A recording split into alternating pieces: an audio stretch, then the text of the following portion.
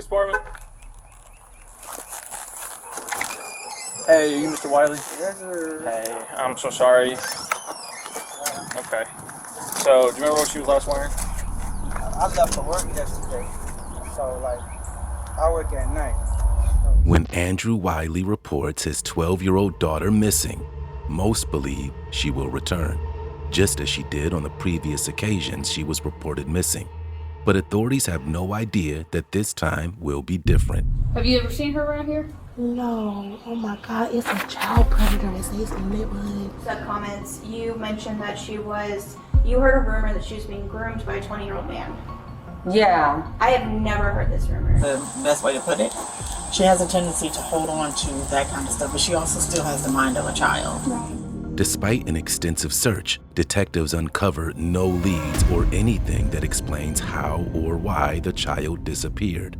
Over the next 2 years, witnesses come forward and new theories emerge, but each one eventually falls apart. Then, statements from the girl's friends began pointing investigators toward the one man who had been right in front of them all along.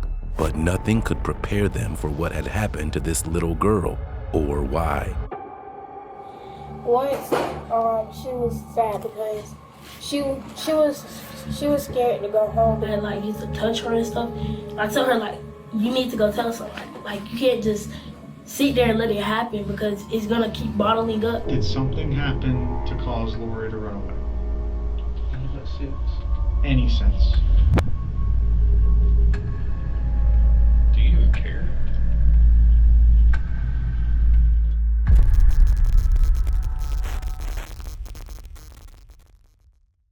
By the first week of June 2023, life seems normal at an apartment complex in Tallahassee, Florida. Residents go about their days as usual, with no indication that a tragedy may already have unfolded behind one of the complex's doors. Among those living there are 12-year-old Lori Paige and her father, 34-year-old Andrew Wiley. Nothing about the pair stands out to those around them.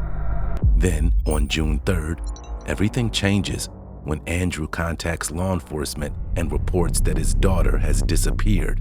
Shortly after the report is made, an officer arrives at the apartment to begin the investigation. At first glance, it appears to be a case law enforcement encounters all too often, a child who may have wandered off or run away.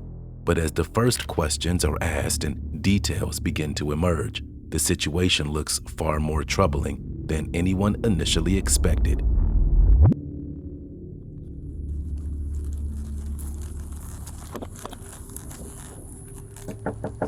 Police department. Hey, are you Mr. Wiley? Yes, sir. Hey, I'm so sorry. Okay. So, do you remember what she was last wearing? I left for work yesterday, so I work at night. So you work at night? Okay. Yeah, she was So, in bed. who was she hanging out with whenever she ran off? I don't know. I got off work. She not here. Who was supposed to drop her off here? What you mean? So, you went to work last night, So I and go she to was work. here? Yeah. Okay. And then when you came home, she was wasn't. gone? Yeah. Okay. Oh. Okay. Does she suffer from any, disabilities or anything like that? Man, I don't know. I'm just raising a child right now at this point. I hear you. Do you know of anywhere she might go? I know you said you don't know about her friends, but... First time when we got her, she went to an abandoned apartment. I was there for that one. I heard would of never that. realize, so I don't know. After speaking with Andrew and finding no immediate signs of foul play inside the apartment, the officer requests additional units to assist with the search.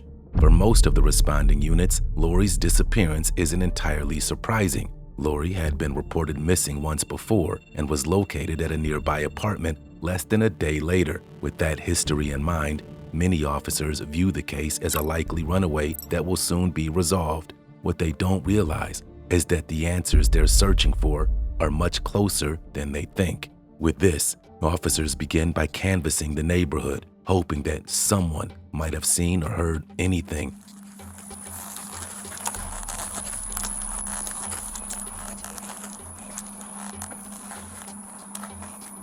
Sixers to dispatch. I'll be at 12:55, looking for anyone with a camera. Police department.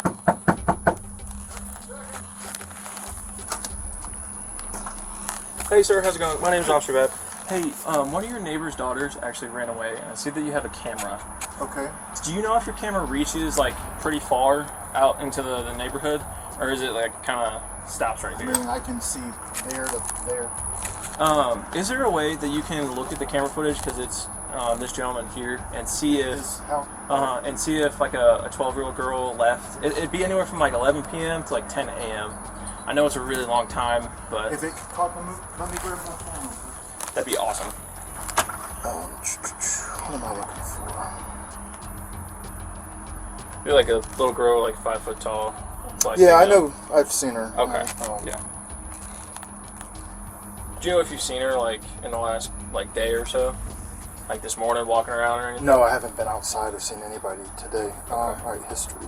You said it would have been around 11 last night? 11 p.m. to 10 a.m. It's a really long range, I know, but Let's see.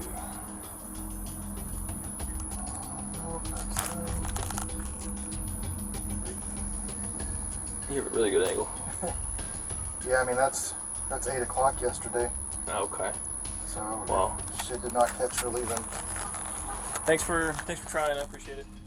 Despite an extensive search, no one has come forward with information about Lori's whereabouts. As the days pass, investigators find themselves no closer to understanding what happened to the 12-year-old, and concerns for her safety continue to grow. While reviewing her background, detectives discover that Lori had been reported missing on 2 previous occasions. In one instance, she was located inside a vacant apartment. In another, she was found staying with a family friend. The pattern is impossible to ignore, but investigators become focused on a more important question: what was causing Lori to leave in the first place? To answer that, detectives begin speaking with the people who knew her best. They learn that Lori's parents were no longer living together, and that she had recently moved in with her father, Andrew Wiley. They also discover that in one of the earlier disappearances, she was still in the care of both parents when CBFS had taken her in. Following the discovery, investigators make their way to speak with a social worker, hoping the meeting will finally provide a meaningful lead in Lori's disappearance. So she had gone to Hattie Cotton. So she had gone to 2 elementary schools in 3rd grade. And then 4th grade, she went to Goodlettsville Elementary, and then 5th grade at GMS. So she was here for about 3 years before she moved back with Dad. And then I will say, like, she was very resistant to meeting with me. She did not want to meet with me. She did not want to talk with me, or it was very difficult to try to even build a relationship, just a rapport. She kind of avoided me. She was very guarded and disengaged in sessions. She made it very, very well known that she did not want to talk to me or participate. And she did have a very kind of, excuse me, a more pessimistic outlook on life. It was always a negative. She gave, okay, so I usually do with the students I see initially is ask them, like, on a scale of 0 to 10, 10, or, 0 being bad, 10 being good. What scale do you give school? What number do you give home? What number do you give life? She gave life a -20. Okay. I asked her, well, let's at least try to get up to a baseline, like 0. What would that day kind of look like, And she said having pancakes in the morning. A positive 3 or 4 would be being able to watch Attack on the Titans and getting on her phone whenever she wanted. She said that she'd never felt loved by anybody, and she doesn't feel loved currently. The people investigators speak with paint a similar picture of Lori's upbringing. According to them, Lori's mother, Miranda, was just 17 years old when she became pregnant with Lori, and about 6 months into the pregnancy, she reportedly didn't want the child. Even after Lori was born, they say Miranda continued spending much of her time with friends, often leaving Lori in the care of different people. Having gotten a rather disturbing insight into the young child's life, to understand her motivations to run away better, detectives arranged to speak with a woman Lori had previously lived with. But what they don't realize is that they're already at the center of a case far more twisted than anyone could have imagined. How are you? I'm doing all right. How about yourself? Hanging in there. Okay, good. It's such a lovely day. So, I'm Detective Drake. I'm over Lori's case. So I am just trying to double check a lot of locations. You know, she has been missing for a couple weeks now. So one of the locations was your house because I know she stayed here before. So is she here? No, she's not. No. Has she been here at all? No. I mean, she's been here, but this is before. Right, not in the past like 2.5 weeks. Gotcha. And just like I told the last couple of officers, last 3 officers, as a matter of fact, I believe that she knows that if she shows up here, I believe in accountability. I've already told the last 3 officers, if she shows up here, I'm going to bring her to you guys. Right. And then you guys can take her back to her dad. Okay. Because I know that there is some type of process that needs to happen because there was a case. And I was under the impression that she had been found. She was the last time she was found, yes. No, this second time that she ran away, I was under the impression that she had been found because her mom has not communicated with me at all. Right. And I think that she may have had some influence over Lori's dad, so he stopped communicating with me, which is fine. But when I looked up on the website, it wasn't there anymore. So I was like, okay, she's been found. The first thing I saw was 12-year-old found dead, and my heart just sank. Oh, no. And it was a little boy, and I'm like, my heart went out to that family, but I'm like, oh my God. No, yes. Why Lori would somebody has not tell me that? Absolutely. So she ran away like 3 or 4 times while she was up there. Right. Was that in Nashville? Yeah. Okay. So Nashville doesn't contribute to a database that we use, so I need to call them directly to get that information. Do you know about how long was the longest time she was gone while she was in Nashville? It was gee whiz. Nosy. I'm trying to tell you. Again, this was a time that she wasn't really communicating with me, and then Lori's mom. And then I guess she met her wits end, and she wound up calling me saying, hey, can you get her for the summer? And this is during the time of COVID, so I asked, hey, can I work remotely? Because I had like an essential job, somebody had to be there. Right. And they let me work from home while she was here. And at that time, she just stayed for the 3 weeks. But it was before she came where I started asking Miranda some questions. And I'm just going to tell you, I don't know how forthcoming she was. But as far as I knew, she'd only been gone like a day. Okay. Right? And from what I understand, I can't trust anything that Miranda says anymore, but from what I understand, she had put her in 2 different facilities. Because when she came down here, when she brought Lori here, they had put her on 2 medications. Okay. What kind of medications? For anxiety, Okay. and I don't remember what the other one was for. But no life-threatening illnesses? It was more like... What do you mean? Like insulin or no, heart no. medication This or is something just like that. for anxiety. And she Okay. had an episode when she was here for that 3 weeks. On the first night, she just got up in the middle of the night, and I could see something kind of, I don't know, shut off or clicked on or something. I don't know. All of this started happening when Miranda temporarily lost custody of Lori, and her personality just changed. I mean, she was a different kid. She's much different than what she is now. And that was in Nashville? No, that was when she was in Tampa. Oh, okay. And like her personality just, I don't know, something. Why did Miranda lose custody?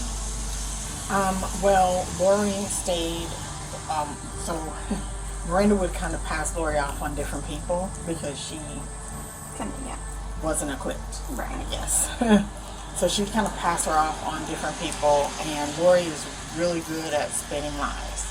Like, I've never seen anything like it before. And I tell the story all the time to my family. When she was 2 years old, when kids are supposed to have an attention span of a gnat, she would try to gaslight you for 2 weeks on this story. And you knew it was a lie because you saw her, and it was just a little thing at the time. I didn't do that, and then she just spent the story to get bigger and bigger. Well, time progressed, and, you know, I guess Miranda shuffled her around to different people, what have you. That's going to affect the kid, number one. And I'm like, figure this out. Right. Just do what you got to do. Yeah. And because Lori has the ability to hold on to vengeance. I guess is the best way to put it. She has a tendency to hold on to that kind of stuff, but she also still has the mind of a child. Right. Well, she went to daycare, she played all day long, you know, had a good time, and then at the end of the day, when it was time for her to be picked up, she remembered, oh gosh, I'm going to have to be in the room by myself. And she spun this lie on my dad, which caused him to be arrested. And because she can hold on to a thing for a while, and it was bringing her greater and greater attention, it kind of taught her that this is all I need to do to get the attention that I need.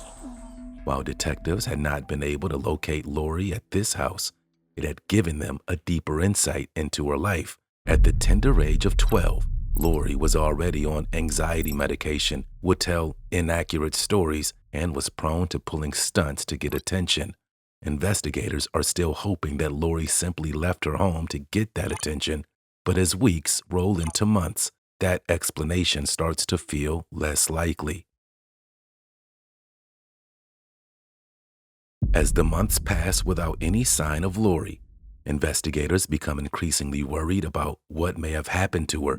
Still, they continue following every lead available, expanding their search beyond the apartment complex and into surrounding neighborhoods. During one of these canvasses, detectives speak with a resident whose account immediately stands out. The information they provide challenges key assumptions in the investigation and forces officers to take a fresh look at Lori's disappearance.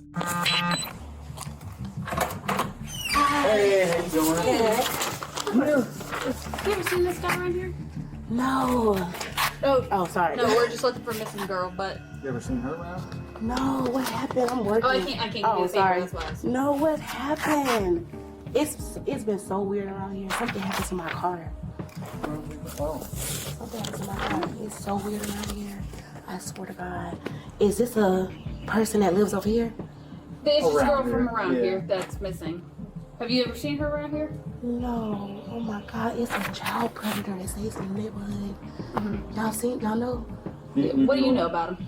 I just looked it up because I moved over here. Gotcha. I have kids. Yeah. Gotcha. Yeah, I have kids. Oh my God. I do the same thing. It's crazy. It drives you nuts, won't it? Oh my God. How many there are living nearby and next to your Oh my God. church It's one on the other side over. Yeah.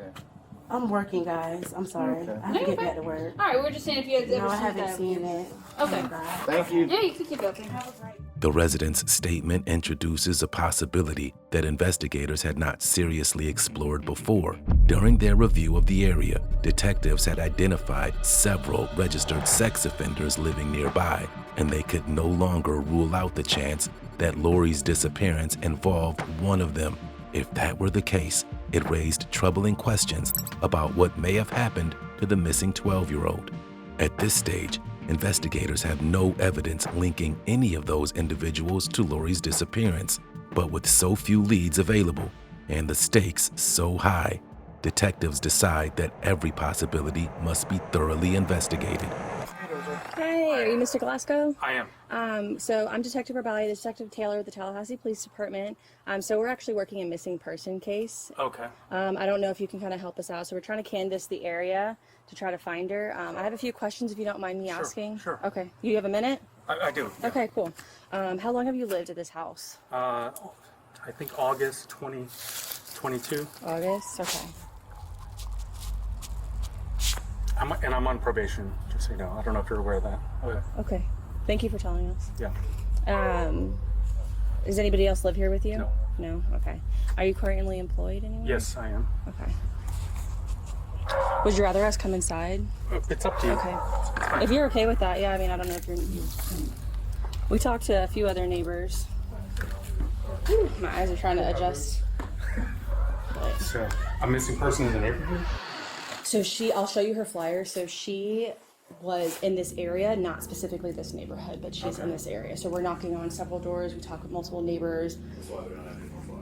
Yeah, I have a picture. We already gave all the flyers away. Okay. You said nobody else lives at home with you. Do you have any step-kid? Are you dating anybody where any children would be coming here? No, I do have children. Nieces, nephews? No, nobody comes to my house. Okay. You have children? I do have children. Okay. How old are your kids? 7 and 12. 7 and 12?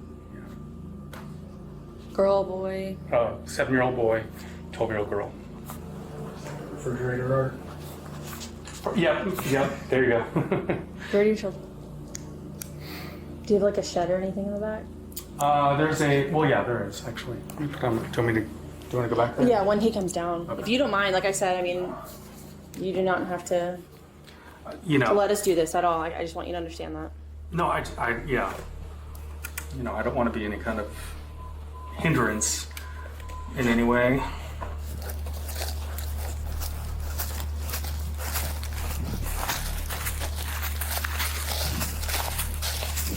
There's this back area here. This would be maybe what you might be. I'm just gonna grab his flashlight. Yeah, thank you so much for letting us look at this. Yeah, so he's gonna grab his light. Thank you. It's open. Yeah. I mean, we just need to make sure this I know. safe. I have, like I said, I have kids, so I understand. Yeah. Family must be agonizing. Yeah. How long are you gonna be here for? Do you have a lease or you own it? I own it. Okay, so it's a nice place. I can close that up. You guys shared the desk, you and the neighbor? No, actually, there is a closet. Like a utility closet? Yeah. Is it open? Yeah, it's unlocked. Cool. And then this door just goes back into the house. Why don't you build this up? I know, I really need to. You don't hang outside much? Not much, no. It gets cold up here though. Yeah. You don't want to use like a nice fireplace? A nice little fire pit. Yeah, sit around it. Yeah. I mean, how much could you actually, like, is it savable or no? What do you mean? If you wanted to fix this up? Yeah, I could. I guess I could. Do your neighbors ask to use it at all? Yeah. Detectives follow up on every registered sex offender living in the area, but each lead is eliminated, leaving the investigation back at square one. There are no credible leads, no physical evidence, and no clear explanation for where Lori could have gone. By now, investigators no longer believe they're dealing with another runaway. It is becoming increasingly clear that Lori's disappearance is far more serious than they first suspected. With the case losing momentum, detectives shift their focus to Lori's school, interviewing teachers and staff in the hope that someone might provide a new lead. But the breakthrough they're searching for won't come from the adults. Instead, it will be some of Lori's friends who later help steer the investigation in an entirely new direction. Okay, so I'm the lead investigator on the Lori Paige case. So I was looking at her Reddit username and went ahead and searched Lori Paige, and I saw a post that you made on a subreddit. Oh yeah, Carly Russell. I was like, everyone's talking about Carly Russell, but no one's looking for Lori Paige. Here she is. Right. Here's so a news article. I saw your post, and one of your sub comments, you mentioned that you heard a rumor that she was being groomed by a 20-year-old man. Yeah. I have never heard this rumor. No one Really? has brought this to my attention. So, where did you hear it? What is it? What's going on? I can't remember. No, I think it might have been Miss Summers. Okay. Who, if you've been reading online, you've probably seen Margaret Summers. I've talked to her multiple times. That's why I'm She didn't tell you that? No. Did she say who the 20-year-old man was, or where she was being groomed? Where did that information come from is kind of what we're curious about. This is a while ago, so I have to think. She, I thought she said it, or that that she said Lori's mom or someone was concerned that she was being groomed by an older man. I think if a student told me, I would have known that. I really felt like Miss Summers told me. Determined to trace the origin of the troubling rumor, the teacher directs investigators to another member of the school staff, believing they may be able to provide the answers detectives are looking for. Police. Hi. Just making sure. Yeah, I know. I know you.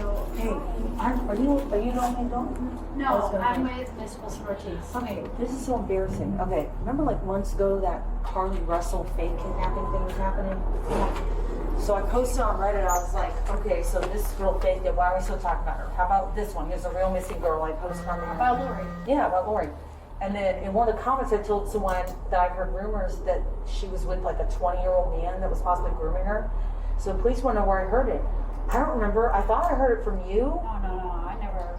It might have been one of the kids, I just don't remember who. Donald said... I do remember that there were some kids. Are you Miss Drake? Yes, ma'am. Hi, in person. I know. It's nice to meet you in person. Yeah. I think some of the kids were saying even before she left that she was doing things she shouldn't be doing.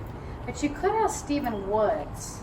He's one of our behavioral specialists. Maybe he's the one who told me. And he said, I remember him telling me he heard that Lori was running around in short spandex and a tank top, and she knew what she was doing. What?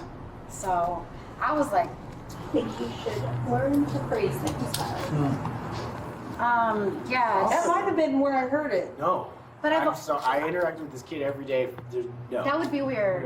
No, But absolutely he said not. no. But he was pretty insistent that there was a side of Lori that we didn't know. The unfortunate reality was that, at least for the time being, all of it remained nothing more than a rumor. The only thing investigators knew for certain was that Lori had been unhappy with the circumstances she was living in. But just as investigators begin to fear they're running out of leads, a witness comes forward claiming to have seen Lori getting into a stranger's car. After months of chasing dead ends, detectives finally believe they have a credible lead to pursue. But as the investigation continues to unfold, they have no idea that the biggest shift in the case will come from someone else entirely. So Jason, basically all I got was a call for service. She says that you were checking in and that you basically saw the flyer for the missing juvenile and that you might have some information. Okay, what can you tell me? So I was at the skate park. And Just right over here? Yeah, I was down there, and I see two cars pull up. The first car was a white sedan, and it had like a brownish paint job, but it was due over time. Like it already, faded? it was fading. It was a white sedan, 2013 model. I like cars, so I know cars by heart. And then it parks there facing towards the skate park. I didn't really see anybody since the windows were tinted. And then another tinted vehicle comes by. It was a red Honda SUV 2016 model with the straight lights going up. Mm-hmm. The ones that normally drive around here, the gray ones. Mm-hmm. But it was a red one.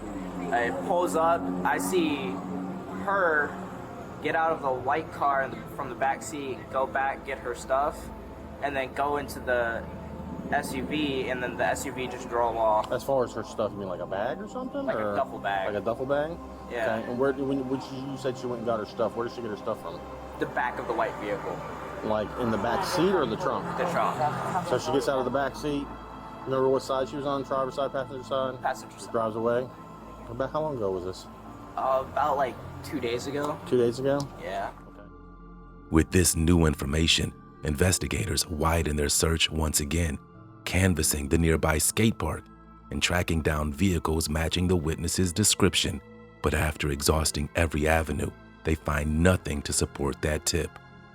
It too is ruled out, leaving detectives back where they started, without a single credible lead to explain what happened to Lori. With every lead exhausted and no clear explanation for Lori's disappearance, detectives return to the person who knows her best, her father, Andrew Wiley. But unlike their first meeting, this time the interview takes a very different direction.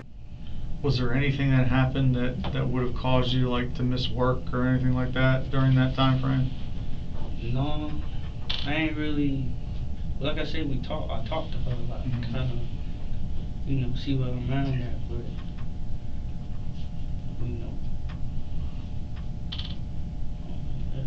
that was it. But she was just pacing around the house. I asked her what was going on.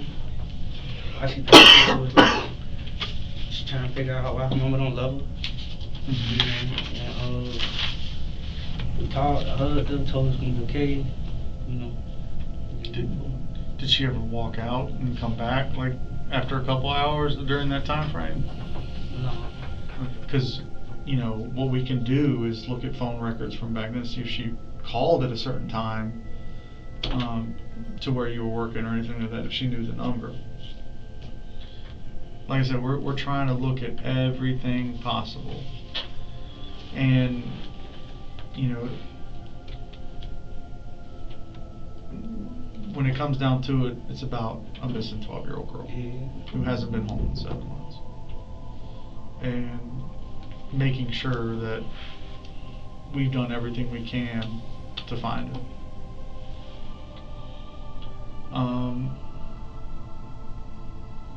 So I mean, this is a tough thing to do, especially with you. But did something happen to cause Lori to run away? In what sense? Any sense? An argument, a fight, discipline, anything that you haven't told us? No, I mean, from what I think, it was that argument with Miranda that kind of set it all off. On top of that, I mean, obviously she ran away because I think she had got in trouble again. That's why she ran away the other time. So, and don't think any way about this at all. All right, I have to ask these questions. I've asked everybody these questions. Do you know where Lori is now?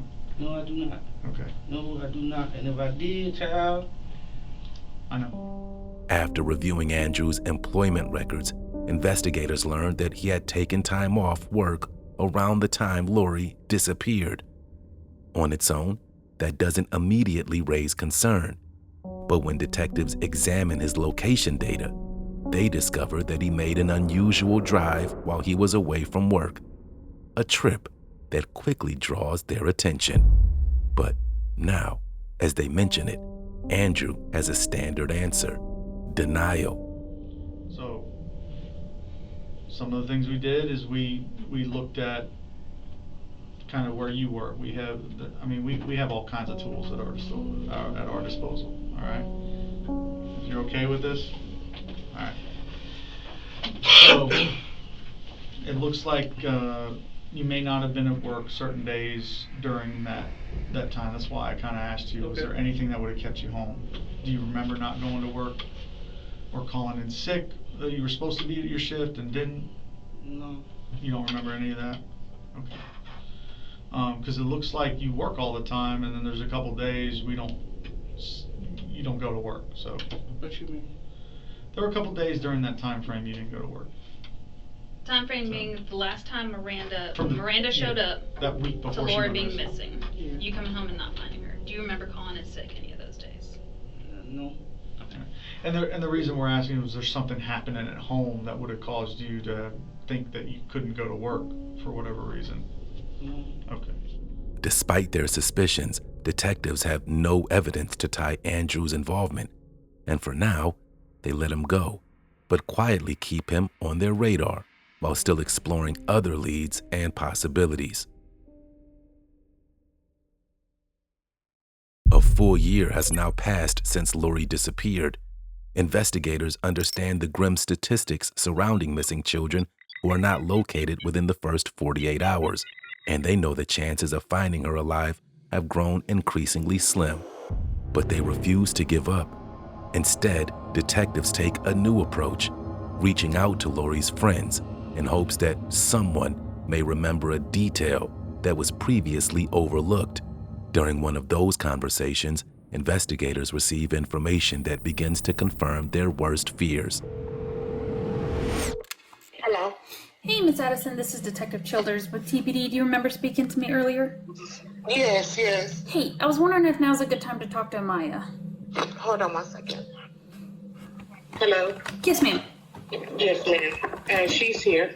Hi, Amaya. My name is Detective Childers. I'm with Tallahassee Police Department. So I'm assigned Lori's missing person case. I just took it over, and I just had some questions for you. So your sister had let one of our detectives know that you used to play Roblox online with Lori, and that she had the name. Are you sure that was her account? I believe so. That's the last person I played with a few months ago. Okay. Do you think at all there's any chance it could have been somebody else? No, that's the last person I played with, like, since she's been gone. Okay. That's the count that she used were made. Okay. Do you remember when that was the last time you guys played together?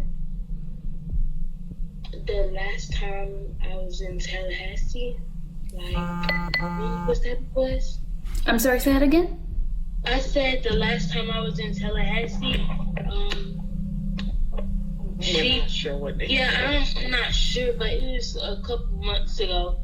And the last time I was over there, she used my phone and made an account. And I don't know what the password is, but that was the last time.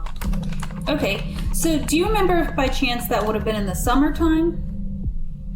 Yeah. Do you remember if it would have been around when school got out, before or after that? Thanksgiving, because she was here at Thanksgiving. So it had to be after that, right? Yeah, it was like during Thanksgiving time, because when she was also here at our house, we was also playing Roblox. That was at Thanksgiving? Yeah, like around Thanksgiving time. This most recent Thanksgiving, like 2023? No. No. Oh, okay. So it would have been probably about a year and a half ago. Yes, ma'am. Okay, gotcha. Following the call, detectives immediately began examining Lori's online activity, exploring whether she may have been contacted by an adult through gaming platforms or other online services. They thoroughly review her digital footprint, but find nothing to suggest her disappearance was connected to an online interaction. Even so, investigators continue interviewing Lori's friends over the following months. Did you hang out with her much at school? Yeah. I kind of sat with her sometimes when she was like, wasn't sad. Okay. And when she was, I would ask her, was she okay? Okay. Did she ever tell you why she was sad? Once, she was sad because she was scared to go home because she had got her parents called. And I was just telling her, just go home, because she was telling me she was going to run away. But I never thought, like, it didn't happen, because I'd be saying the same thing. Okay. So you said she was scared to go home because she got her parents called and she got in trouble at school? Okay. Did she ever tell you anything about, other than like her being scared to go home, did she ever tell you about anything bad going on with her at home? She would say she'll get abused. And she say how? No. Did you ever see her with like bruises or cuts or scrapes or anything? Okay, where would those normally be at? Sometimes she'll have it on her elbows, her knees. Okay. Did it look like it was... And sometimes she'll have busted lips. Okay. Did she tell you how she got those? No. No? I never asked. Okay. Whenever she'd have those, would it seem like she was sad at those times? It's true, and somebody else said that she had got a whipping at the bus stop, so she was embarrassed and nobody ever seen her after that. Okay. Alright, so, and that was after she told you that she was going to run away? The whipping at the bus stop? Okay. Have you heard anybody talk about where she might be now? People keep saying that she was found dead in a trash bag behind the airport. Okay. Do you know who's been saying that? They don't go here, it's in like one of the meetings that I go to. Do you know who it is? Not really. What meeting is it? It's a sisters group. Sisters group? Where's that at? Dade Street. At Dade Street? And PMCC meetings sometimes. Okay. Did she go to Dade Street at all? No, I never seen her. Okay. The people who are talking about this, did they hang out with her? No. No? Are they just, does it seem like they're just making up stuff, or? Yeah. Yeah. But they said they seen it on the news. Okay. Do you know why they'd be saying that stuff? No. Okay. She doesn't go here anymore. Yeah, whenever she was going here. I don't remember her name. You don't remember? Okay. Do you knew who was friends with her at school? Not really. No? Okay. Did you hang out with her much at school? Yeah. I kind of sat with her sometimes when she was like, wasn't sad. Okay. And when she was, I would ask her, was she okay? Okay. So she told you she was going to run away. Did she say where she was going to run away to? You know, she said she didn't know where she was going to go. Okay. Do you know if she did run away or not at that time? That time she did. Did you see her again after that? No. No? So that was the last time you saw her? Yeah. Did she say anything other than like maybe getting hit? Did she say that anybody was, did she say who was hitting her? No. But other than that, did she say anything was going on at home? Yeah, but other than that abuse? No. She just said she didn't like home. She didn't like home? Did she ever talk about wanting to go back and live with her mom? No. No. Did she say where she wanted to go? No. No. Okay. All right.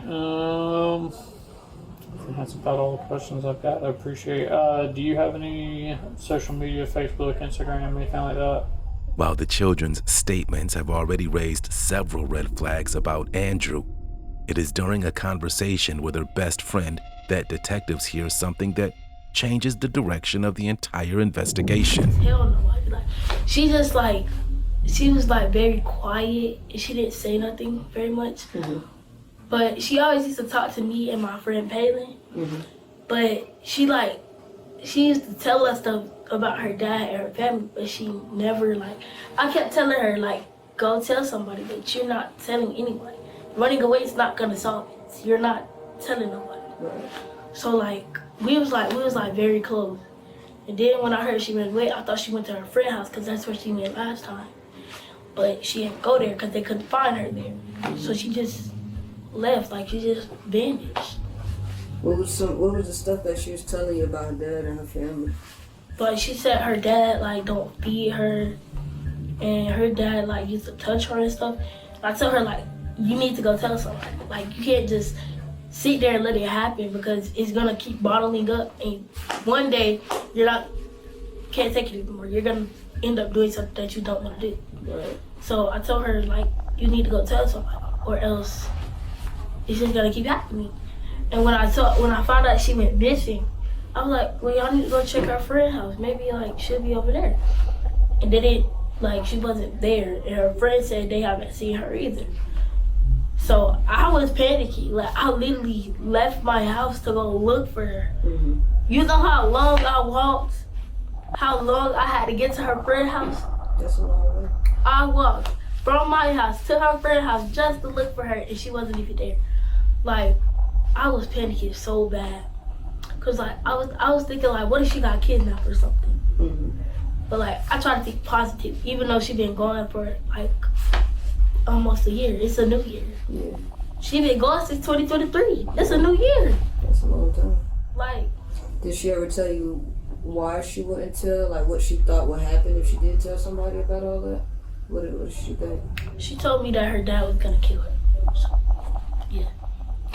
And bro, the one thing if you go look on the news and you see the video that Miss Summers was in, you can see her dad standing on the side, and he was smiling. He wasn't doing anything. He was smiling.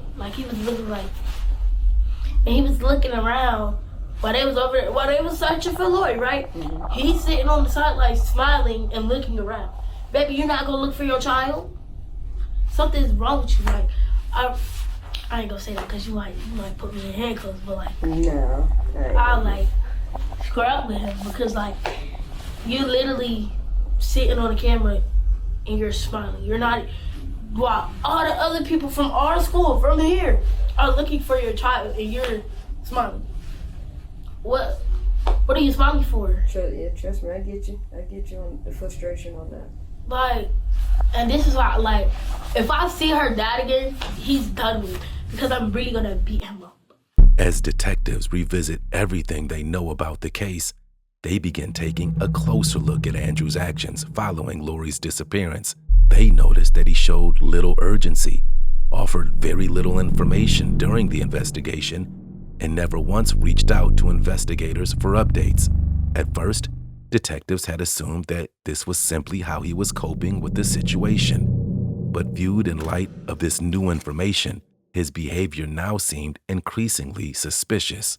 We had like a put up flyer thing over in her neighborhood or whatever, and then I had to like talk to her dad about it, and like I mean obviously you could probably talk to him, but like he just like didn't seem to care when I was talking to him about it. It was like, your kid's been missing, I think it was like 23 days at that point, throughout what had happened, and he was just kind of like really like you look in the eye with his, who was that?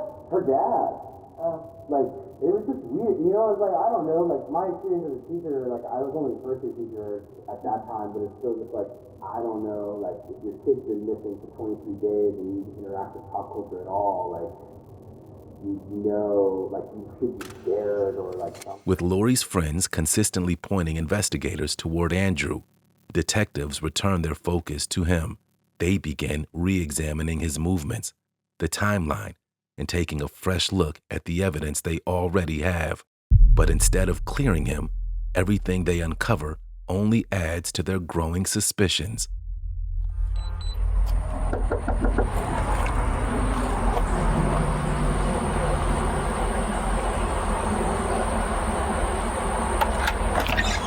Hey, I'm Detective Childers. Do you remember speaking with me on the phone? Yeah, sure. Is it just you that lives here? Yeah, just me. Okay. Would you mind stepping out just while the dogs do their thing? Yeah. Okay. How long? Like less than 5 minutes. Okay. Not even that long. Yeah. Hey, we're almost done.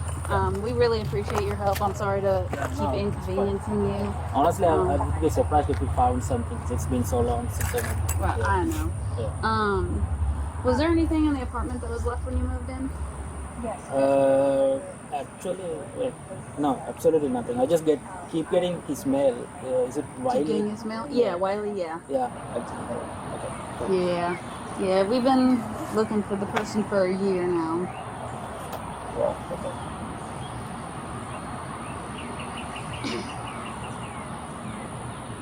And like I said, it should be more than a few more minutes and we'll be done and out of there. When detectives returned to Andrew's former apartment, they discovered that he had already moved out. With permission from the new tenant, they searched the residence anyway, hoping they might have overlooked something the first time. Instead, they come across an unexpected discovery: suspected bloodstains. The finding immediately raises red flags, and the samples are rushed off for testing to determine whether they could belong to Lori. From that moment on, the investigation shifts squarely toward Andrew. Detectives begin working to find the new address, determined not to let him slip away again. As soon as they locate him, they secure a search warrant for his new home. For more than a year, Andrew had been the father reporting his missing daughter. But now, investigators are preparing to search his home as the man they believe may be responsible for her disappearance. Can I go in there? Not right now. Not until we're done. And we have a copy of the search warrant for you that will get to you. Thomasville has it. Here's a copy of the search warrant. You can go to the courthouse to get a copy of it. Apparently, this is new to me because this is Georgia, you know, from Florida. But it's signed by the judge. This is your copy to have. You keep that and you can get a copy of all the documents up there. And all this is reference to Lori.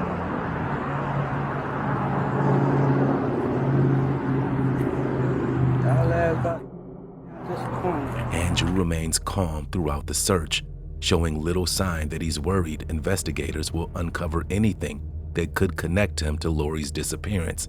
But before long, that confidence is about to be put to the test. And what this for? What this for? Like, yeah. This is in reference to Lori. Like what? So, I mean, neither of us are, you know, Detective Magna and Childers are the ones that are leading the case. So, all we were really told is that there was a search warrant obtained for your house for certain items and the rest. I'm gonna get them back once y'all done. Everything okay? What's that? Eventually, Andrew steps aside, as detectives begin collecting potential evidence from the home, seizing several items, including cell phones, computers, and articles of clothing. Investigators know it will take months for forensic experts to examine the phones, computers, and other items seized from Andrew's home, piecing together his movements, communications, and any evidence that could connect him to Lori's disappearance. While they wait for those results, detectives continue pushing the investigation forward by visiting Lori's mother, Miranda, hoping she can shed more light on Andrew. But they already know this conversation won't be an easy one.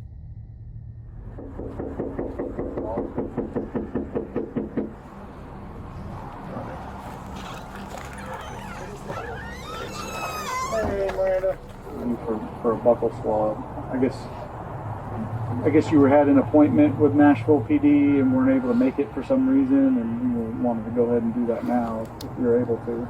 And I've been asking TPD since the beginning for the files for this case. I'm not sure why y'all feel entitled to my cooperation, because I don't have to cooperate. Y'all are running down on people. What files? And all these. I want all the case files pertaining to Lori from the last case on this. Sure.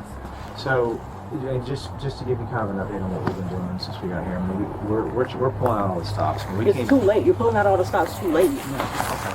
Well, we came here to talk to people at her school where she attended here. Okay. We're just doing everything we can to try to get a feel for who she was and what might have happened, where she might be. Y'all know the scenario, and she's likely no longer with us. Honestly speaking, y'all do this, y'all investigate this, you know how this goes. That's possible. It's likely. It is likely. And y'all are treating me, and this is my problem with this. I'm finna air out all my grievances. Go ahead. Go ahead. Y'all are treating me like a criminal, like I did something. She was not in my care when all this went down. I'm dealing with the loss of my child. I know. And the gross negligence of Tallahassee Police Department. Yeah. The disgusting negligence of the department. Yeah. Could have potentially cost me the life of my child. And now y'all banging on my door 8-9 months later, asking me for my DNA. We'll take all of that. Okay. They put brand new detectives on the case. It's too late. I hope that it's not, but it could be. And when all that comes to light, then you can be on the right side of this thing. You can investigate everything. I'm on the right side of this thing. I'm saying, like, there's no reason. But I'm not entitled. I don't have to cooperate with y'all. I don't trust y'all. Okay. Well, one of the things is, so maternal DNA. I know how it works. Okay. Mitochondrial DNA, baby. Trust me. I got it. Okay. I got a master's degree in this. Well, and that's what we're trying to do. And I'm saying that I want the case file. Y'all want what y'all want, but I can't get what I want. Because what's going to happen is that when these case files get lined up, this is going to look real stupid. And y'all, there's going to be a lot of holes to poke in why this didn't happen, why it should have happened. Yeah. Okay. And so if you want what you want and I want what I want, and this is how you get things done. Miranda is visibly frustrated with the way investigators have handled Lori's disappearance. But rather than getting drawn into that discussion, detectives keep the interview focused on Andrew, trying to learn everything they can about his behavior, character, and possible motivations. I have to ask, your opinion. Could birth father have done anything to her? Would he have?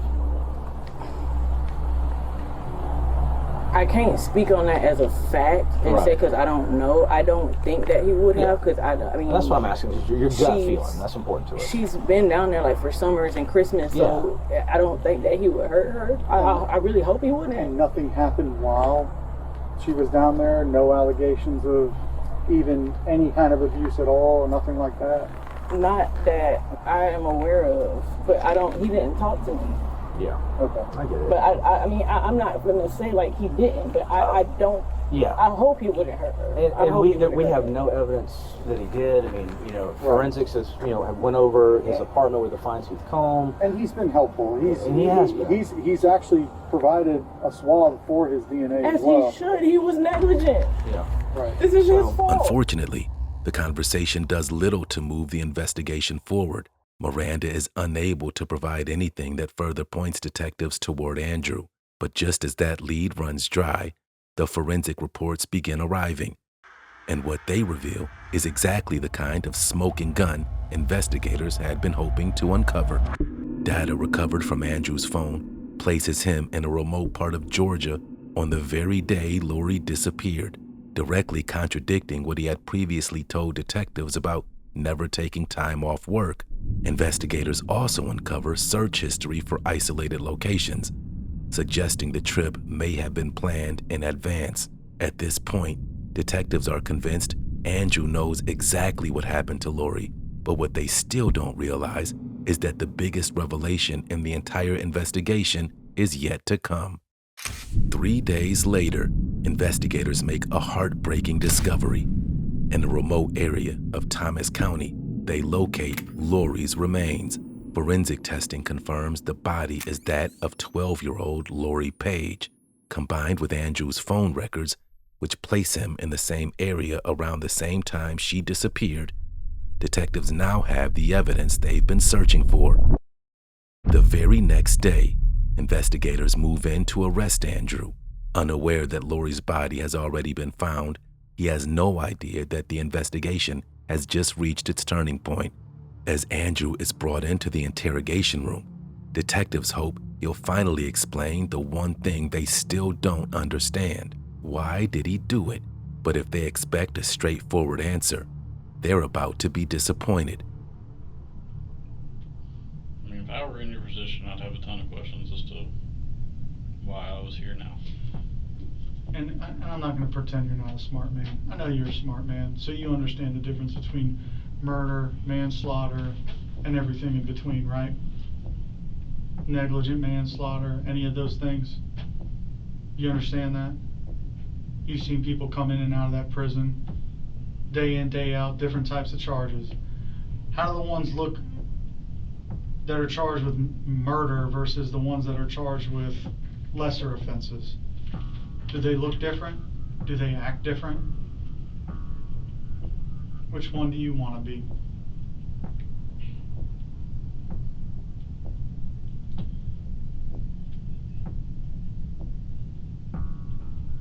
You know why you're here.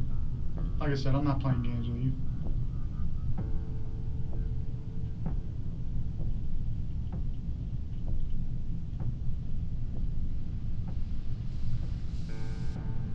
I just think everybody deserves to know what happened, man.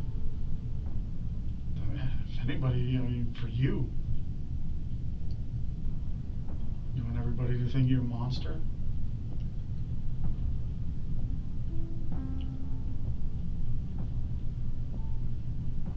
Because I can tell you right now, if you wait to do that when you get to court, ain't no one gonna want to listen to you.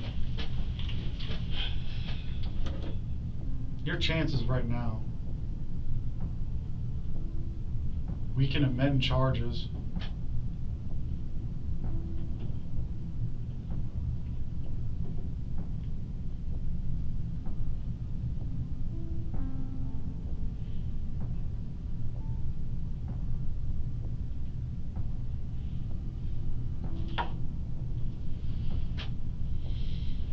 Your family, Miranda's family, hell, at this point, Your son. half the country. Do you even care?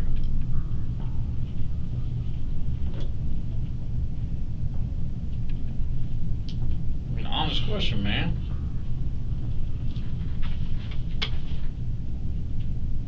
You're sitting there giggling in handcuffs while you're being charged with your daughter's murder. I'm being charged with murder. Yeah. That wasn't clear when I said that a minute ago? Didn't say nothing, but asked me why I was here. That's why we did. That's why you're here. On what basis?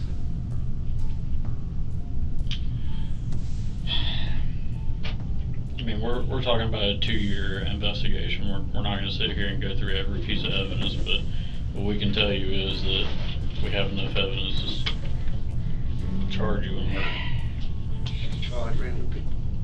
No, don't charge random people. Definitely ain't random. Especially not after a 2-year investigation. And I'm telling you right now, if you don't show any signs of remorse right now, if you don't show any signs that you give a shit right now, you are going to be convicted. There is no doubt in my mind. Convicted of what is up to you. That's your only play here. Is it going to be guilty as charged, or is it going to be something else? Because right now, I'm with you and the way you're acting, it's going to be guilty as charged, no doubt in my mind. I've done enough of these. This is your shot, bud. And I'm willing to listen now.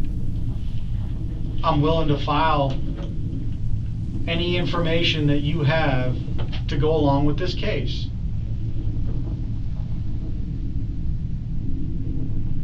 And you know what, deep down, I think you do feel bad.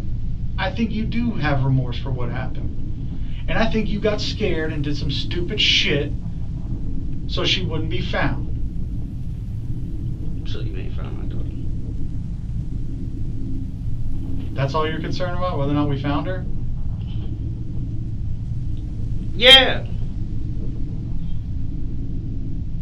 Yeah, we found her. She's right where you left her. You're sitting here throwing your hands up like you found her, so what? Well, you're being charged with murder, and we're saying we found her, so I think you're smart enough to put two and two together.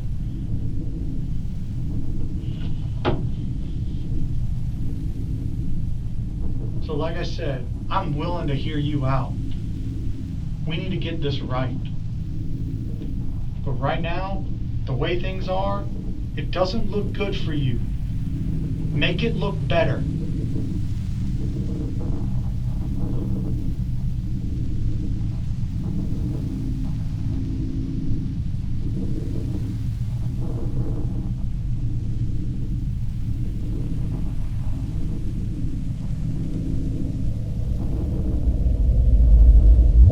Come on, Andrew. Be a true grieving father like you are. Like I know you are. It's over, man. Do what you have to do to make this right now. You won't have another opportunity. You'll be looking at a bunch of people in a jury booth that won't give a flying hell about what you say when it comes your time. They're not going to care. They're going to look at everything else, and then they're going to convict you. But they have to get it right. I need them to get it right. You need them to get it right. So we need to know what actually happened. Okay?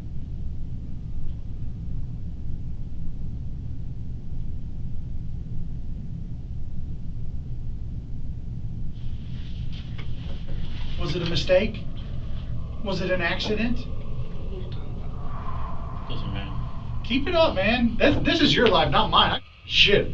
When this is over,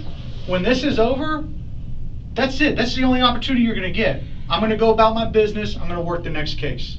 Okay? Listen, man. The mystery's over. All right. Acting like that is what's pissing me off. Lori's dead. You're charged with her murder. So my daughter's dead. She's dead.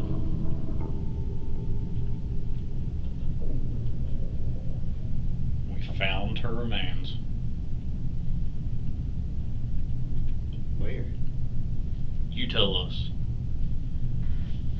Because you wouldn't be here charged with murder for your daughter's death if we didn't have evidence to support that you did it.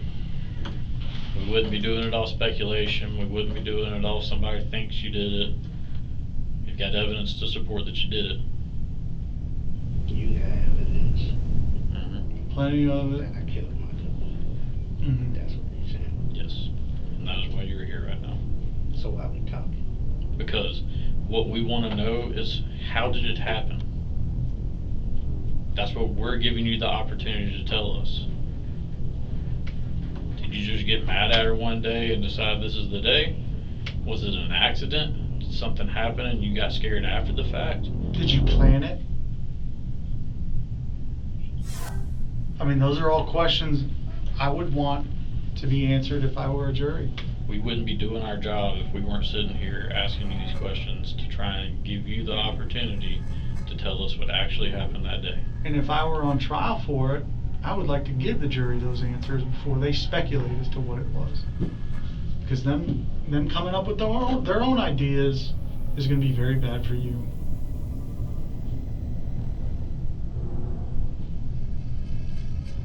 Premeditated child murder does not look well for you in court. But you know what? Every parent up there has been frustrated with their kids. Every parent up there has thought about, oh my God, I wish this would just stop. They're screaming, they're yelling, I can't control them. People understand that. People understand what it brings them to. Getting mad, punching walls, doing whatever, that kind of stuff. Some people do lose their temper, they understand that. But you know what they don't understand and what they don't like? Is someone sitting in your position with a smile on his face, not giving one way or another. That's what they're going to see. Change their mind. Don't let them see that. Let them see who you are. Miranda just drops her on your doorstep, now you got to deal with it, work and everything else. That's a tough spot. She's got all these problems at school, problems everywhere else, and now you got to deal with it? You didn't get a choice? She just didn't come pick her up? And now you got to enroll her in school? Never done that before. Then she's having all these problems at school, problems at home. You still got to work? What, a night shift? And then come home to deal with that? Oh man, that's not an easy life. I get your perspective. I understand your point of view. I want everyone else to understand that too. I just said my daughter's dead. I need to talk to you better. Yeah. I need a lawyer, brother. Okay.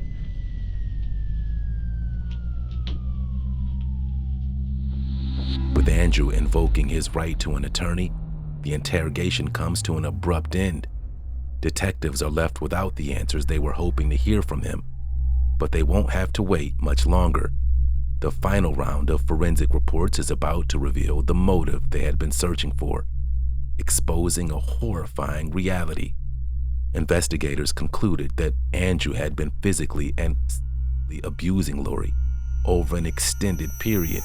As the possibility of his abuse being exposed grew, investigators believe Andrew decided to kill his own daughter.